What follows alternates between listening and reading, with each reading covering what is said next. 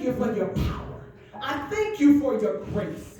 I thank you that you are among the King of Kings and the Lord of Lords. Hallelujah, Lord. I thank you that you are the first and the last. You are Alpha and Omega, the beginning and the end of every situation, every problem, and every circumstance. I thank you that you garnered a word called family. I thank you for church family. I thank you for my biological family. I thank you for my adopted family. I thank you for my friends. I thank you. Lord, I just thank you. Father, as you bring the word today, let those who have ears to hear, hear. Let it be nourishment to the body and to the spirit and the soul. Let us not leave here the same way that we came. Let us be filled up with the food. Let us be so bloated with the word, Father, that we can't wait to go out and get it out of us, Lord. In the mighty name of Jesus, I pray. Amen and amen. Amen. So, there was a time in my life where I had my grandparents. And mostly I remember my grandfather because he was a great part of my life. He lived until I was about 17 years old. But I had a grandmother and she died at a very early age. And I don't remember much about her. But what I do remember about her is sitting on the front stoop, as they called it in the South. Down in Birmingham, Alabama. We call it a porch. They call it a stoop. We were sitting on the front stoop. And she would begin to rub her knees and she would say, "It feels like rain is coming." And me being the child that I am, I'm looking up in the sky and the sun is out and the sky is blue and there's not a cloud in sight. And I look at her like she's crazy. And she just continues to rub her knees and she says, "It looks like rain is coming." And as I watch my mother sometimes, and she's rubbing her legs, and she's trying to make them feel better, and she'll say, "I think it's going to rain." Right, Mama? And some of us who've matured, and we start feeling those aches and pains, and all of a sudden it comes out of the blue, and you go, "It must be getting ready to rain." Now, if you're anything like me, when the rainy season comes and it brings the dark and dreary and cloudy days, you get a little bit of an attitude. You might have some mood swings. Anybody else like that other than me? Yeah, you might get a little down sometimes, right? And like Mama and Grandma, I began to feel the aches and pains, and my sinuses began to bother me, and I began to get these headaches, and then I start draining, and anybody have sinus problems, and you wish the rain would just go away or that the weather would stabilize, right? I usually want to sleep just a little bit longer. I don't want to get out of the bed. It's hard for me to pull the covers back and, get out into the cold and just go out into a dreary, just horrible day. And I get a little irritable. But Zechariah says, "Ask the Lord for the rain." If you will go with me, we're going to come out of two scriptures. Zechariah 10:1.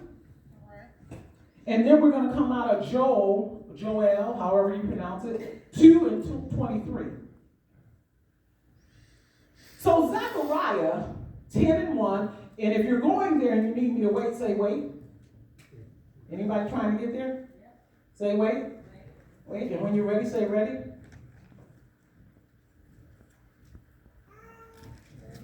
Ready? Okay.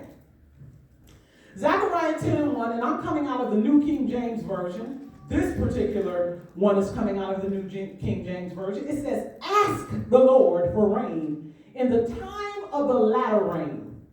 The Lord will make flashing clouds," and flashing clouds, when you think about seeing light in the sky, what is it? Lightning. That's what the flashing clouds are.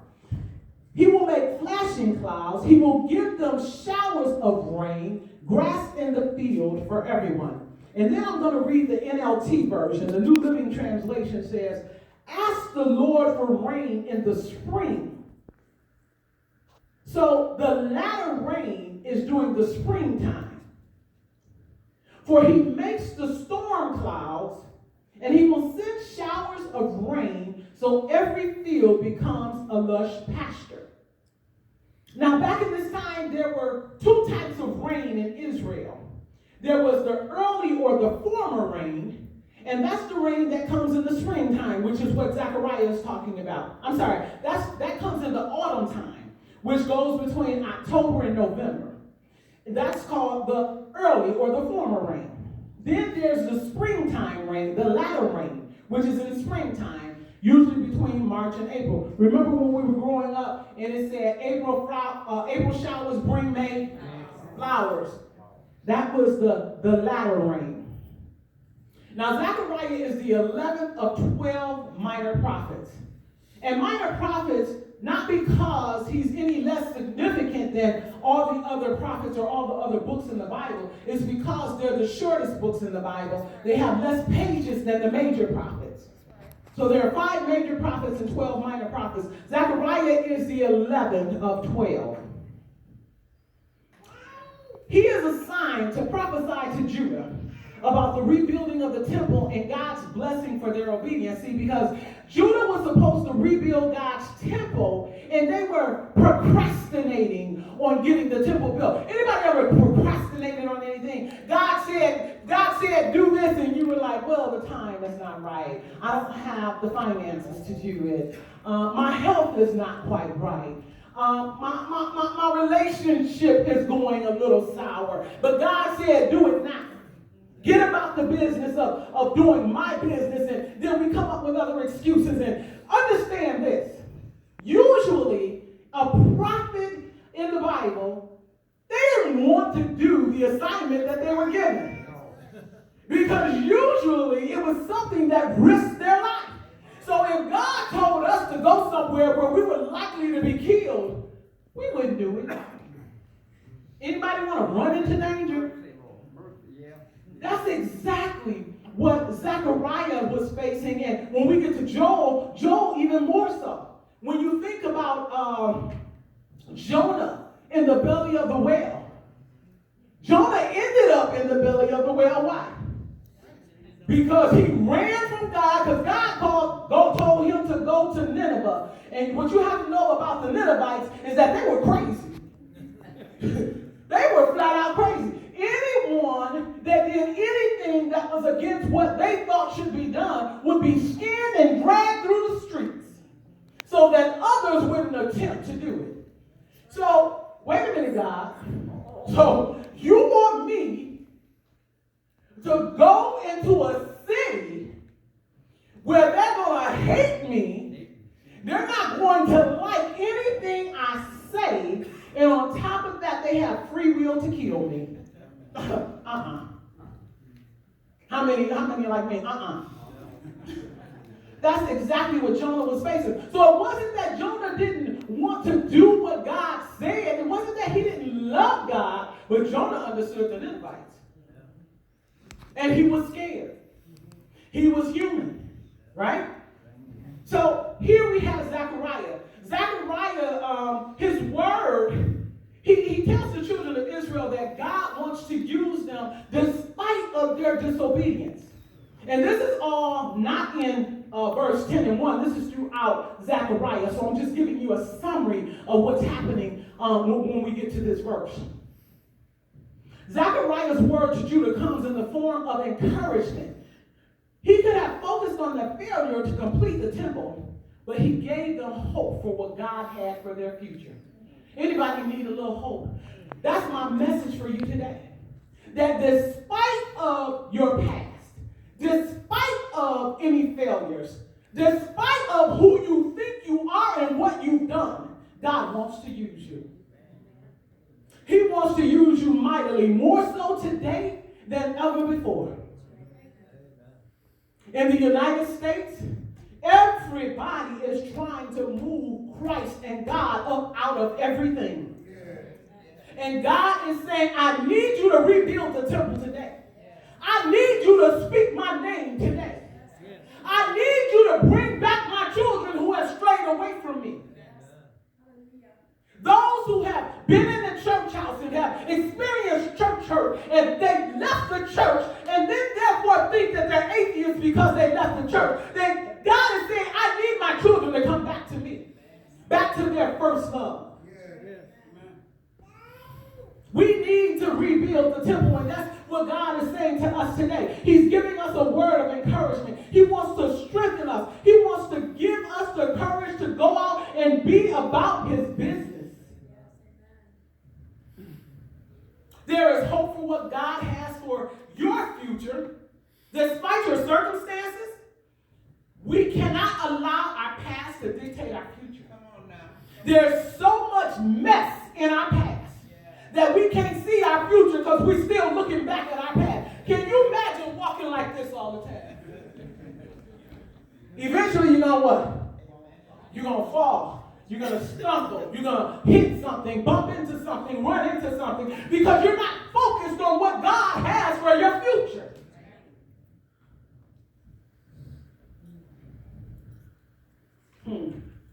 Let's move over to Joel 2:23. This is the New King James Version. He says, "Be glad then, you children of Zion, and rejoice in the Lord your God, for he has given you the former rain," and the former rain is in autumn, "faithfully." He gave you rain every autumn. Every time September, October, November rolled around, God was faithful in sending the rain. And he will cause the rain to come down for you, the former rain and the latter rain, which is spring, in the first month. Let me say that again. For he has given you the former rain faithfully, and he will cause the rain to come down for you, the former rain and the latter rain in the first month. Like Zechariah, Joel is also a minor prophet. He's the second of the 12 minor prophets. And he was charged with prophesying to the people of Judah. He had to warn them about God's impending judgment because they had turned away from God. And the word that God gave him was that he was going to send a swarm of locusts, multiple swarms of locusts, to devour the land, because they had not turned back to him. But Joel is also giving them a word of encouragement that turn back to me. I don't want to devour the land. I don't want to dry up the earth. I don't want to take away the crops. I don't want to brown the grass. I don't want to remove the water from the earth. What I want is for you to come back to me. And Joel is giving this message to the people of Judah.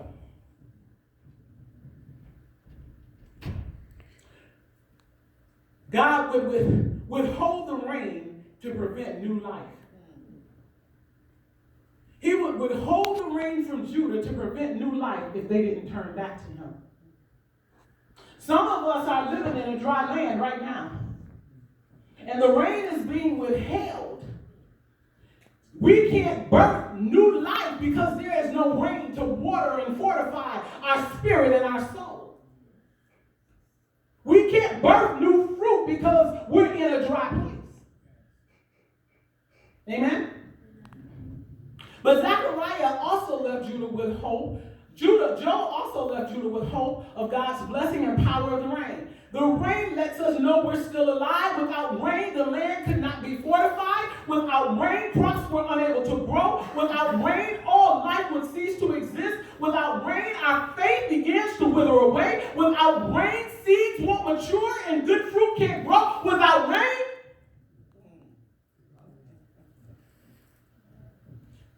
so what is rain? Good question. Webster's dictionary says rain is water falling in drops condensed from vapor in the atmosphere. The Cambridge dictionary says rain is when water falls from clouds in droplets that are bigger than 0.5 millimeters. That tells me that rain is essential for our survival. Every living thing requires water. Humans, plants, animals, mammals. We can live for 3 weeks without food. Guess how long we can live without water? Anyone want to take a guess? 3 to 4 days we can live without water. So if you're not drinking the living water, you're waiting for every Wednesday or every Sunday to come before you get that cool drink of water, you've already died. Let me say that again. If you're waiting for Sunday, 7 days to the next Sunday, or Wednesday, 7 days to the next Wednesday. Now, I'm not talking about those of us who come Sunday and Wednesday because we know we need that cool drink of water, and if we're going to die if we let 3 to 4 days go by, so we need to get replenished. I'm talking about those who wait and wait and wait and wait and wait and wait. Then you're dying inside because we need water to survive. Our body is 60% water. 72%. Say that again. 72%. 72%. Thank you for the correction. Youngster, I love it. He knows his stuff. Well, our body is about 60%. Closer to 72% water. Thank you. Amen? So let's talk about the biblical symbolism of rain. Rain is a blessing from the Lord and symbolizes the sustaining power of God. Amen? But if we talk about rain, we have to talk about clouds. What is a cloud? A cloud is a large collection of very tiny droplets of water or ice crystals. The droplets are so small and light that they can float in the air. And so the clouds form. How do they form? The sun shines, heats up the water goes through an evaporation process, it evaporates up into the air, accumulates and forms a cloud, and at the right time, the rain comes down. At the right time, the rain comes down. So what are you saying, Sabrina? That in most situations, in order for God to send the rain, it has to come through some clouds. See, many of us, we want the blessings of the rain. We want the blessings of the water. But we don't want to have to go through what we have to go through in order to get the rain. We don't want to have to go through any sickness. We don't want to feel the pain. We don't want to have to lose something. We don't want to have to go through bad relationships. We don't want to have to experience death. We don't want our loved ones to experience death. We don't want to have to go through all those things that God did or is going to do to make you who you are. There has got to be some clouds before the rain. And the singer song, it said, the Bible says it, into every life, some rain must fall. But it has to come through some clouds. You might even have to be exposed to what's called cumulonimbus clouds. Cumulonimbus clouds. Say that 5 times. Cumulonimbus clouds. These are the type of clouds that produce the thunderstorms and tornadoes in your life, which are formed by unstable air. You see, some clouds are easy for us to handle. They come and they go very quickly. They're seasonal, or they're very quick and they come in spurts. But some clouds are cumulonimbus clouds. They come like disastrous clouds. They come like tornadoes and hurricanes. And it's clouds that almost make us feel like we're going to lose our mind. Like we are not going to be able to take not one more thing. Everybody acting a fool. Children won't act right. Spouse won't act right. Partner won't act right. A job won't act right. Boss won't act right. Colleagues won't act right. Everybody is trying to attack. Cumulonimbus clouds. Grandmaster Flash said it best. Anybody know Grandmaster Flash? He said, "Don't push me because I'm close to the edge. I'm trying not to lose my head.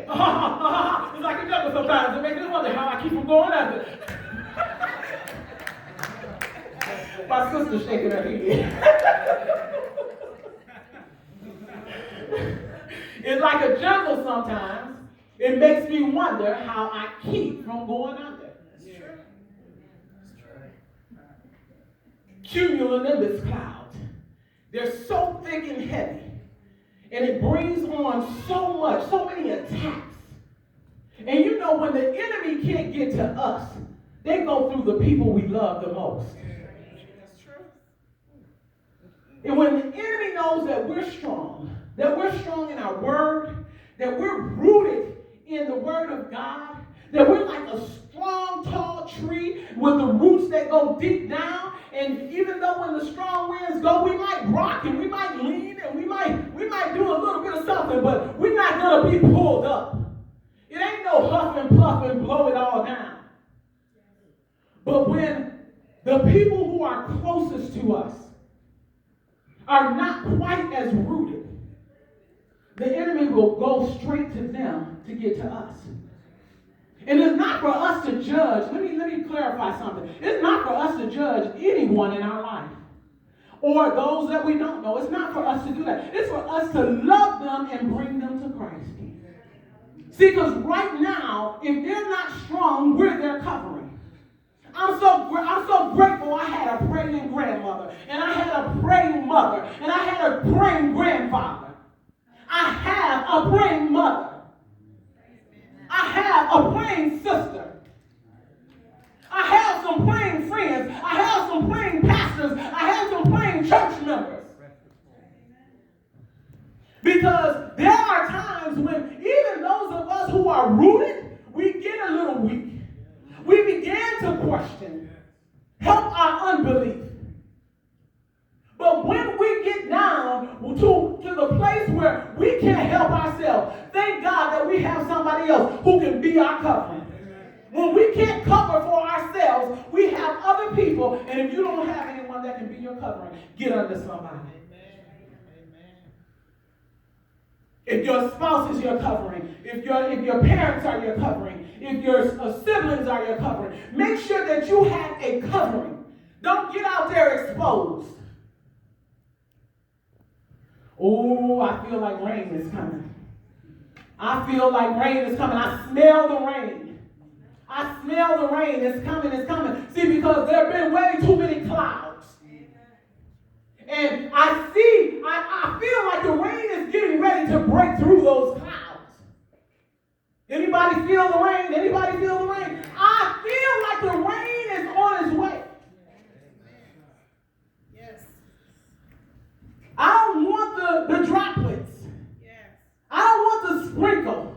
I want the torrential rain. The kind of rain that when I went to Africa and prayed for rain and it just flooded all over the place. I want that kind of rain in my life. I don't have room enough to receive that kind of rain that is spilling out all over the place. As Joel is giving the people of Judah hope, he says, and he will cause the rain to come down for you, the former rain, which is the autumn rain, and the latter rain, which is the spring rain, in the first month. The first month. So to me what that says is that God is not going to wait until springtime. He's not going to wait until autumn time or fall time. This is January right now. He said he's going to give it in the first month.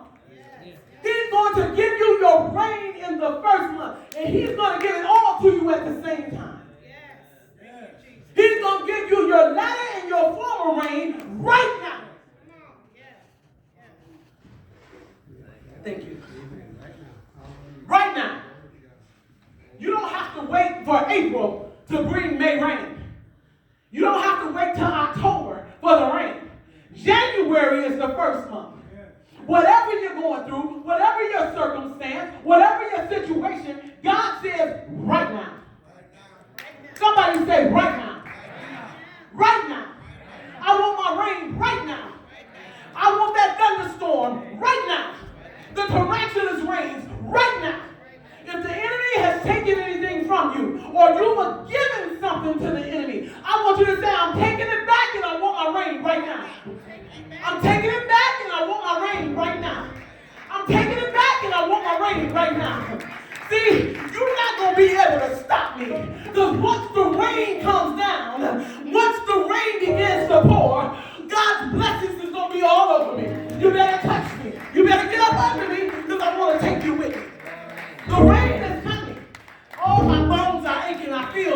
rain is coming, Mama. I feel the pain, but I feel the rain is coming. I feel the heartbreak, but I feel the rain is coming. It's coming, it's coming, it's coming. Anybody ready for the rain? Anybody ready for the rain? Come, let it rain, let it rain, let it rain. Let it rain, let it rain, let it rain. The rain is coming right now. The rain is coming. The rain is coming. The rain is coming. The rain is coming. The rain is coming.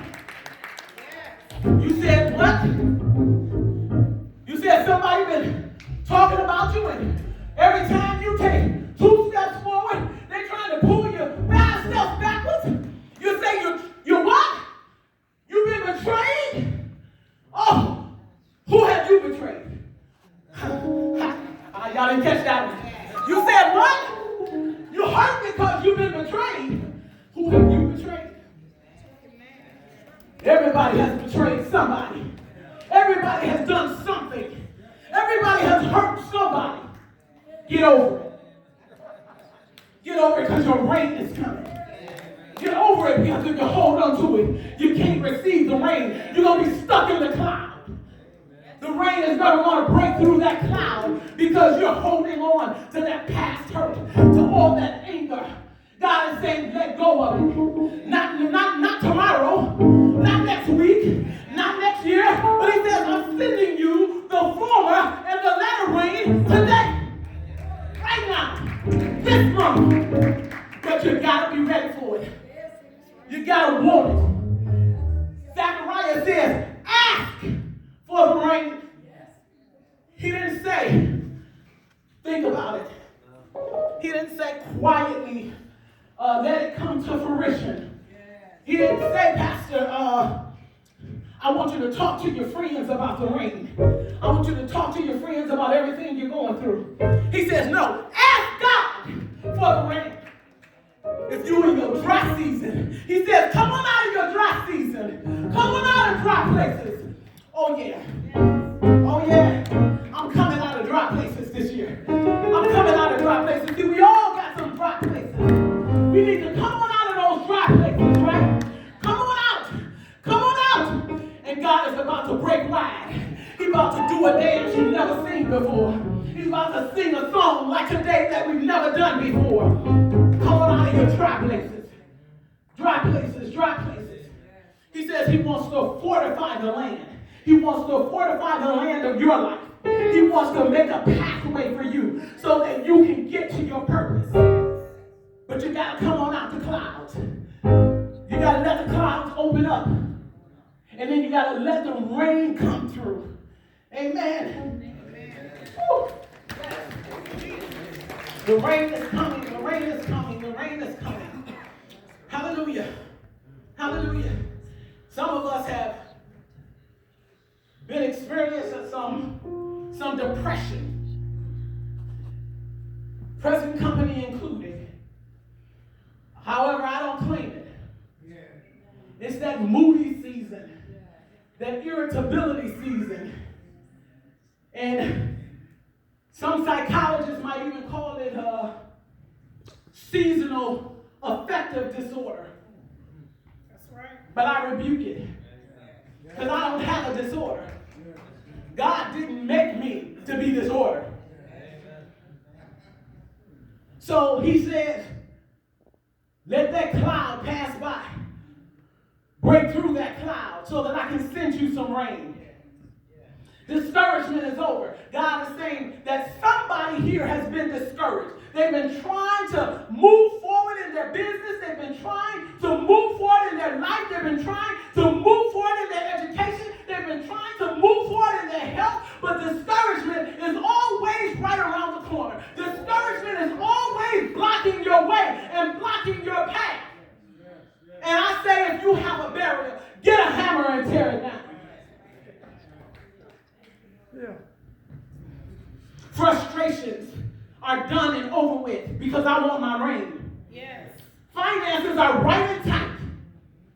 That's 2020. Finances are going to be right and tight because I need my rain. Yes. I want the anointing of God. I want a double portion, triple portion. I want that quadruple portion anointing of God. Yes. I want him to increase the gifts that he's given me. I want him to increase the gifts that he's given all of you. I want him to take me to another level, to another dimension in my calling and in my purpose. Watch out, y'all. I'm already a fireball. I don't know what he's going to bring, what kind of rain he's going to send. But I'm ready for it. I've been wearing my shoes with my feet proud for the preparation of the gospel of peace. I haven't been putting on any heels lately. See, I'm always ready to run and talk about the Word of God. Recently, I reconnected with my childhood best friend. Knew each other since we were 4 years old. She's my daughter's godmother. I'm her daughter's godmother. And we went out to have a bite to eat, and she was talking about there was something different about me, and I said, you know what it is? And she said, yeah, I remember when we were in the Catholic Church, and you said, I gotta go. I'm not getting what I need here. I'm not growing. There's something that God has for me, and the Catholic Church can't provide it for me. She says, but I'm scared to leave. She says, Sabrina, is it too late? I said, it's never too late. I said, have you ever confessed your salvation? She said, no. I said, right now, move these plates out the way. Move these cups out the way, because we're getting ready to get you saved right now. Amen. Right there at the lunch table. My pulpit has always been the street. I didn't know it when I was out there, but my pulpit has always been the street. It has always been beyond the four walls of the church. Wherever I plant my feet, that's my pulpit. Wherever I plant my feet, that's my holy ground. That's where I'm going to receive my rain. And God is saying the same thing to each of us. Wherever you are, bring me my children. Bring me my sheep. Wherever you are. She cried, and she went home, and she told her family, and they got up, and she told me they went to a different church. The whole family went to a church. And it just so happened, this is how God works. Pastor Keenan Knox and I went to college together, and we're very good friends, and I started with him when he started his church out. She went to Pastor Keenan Knox's church, and her whole family said, we got to get in this church. Amen. We got to get in this church. Because they live far east. I wanted them to come out here, but they live far east. And I said, okay, I don't care what church it is, as long as the church is giving the word of God, get in there. Because that's how you're going to grow. That's where your rain is. That's how this message, God gave me this message that there's some rain that we all need to fall in our life. Anthony, can you play a little bit for me? There is a song called Let It Rain. 2020 is the year of our latter rain.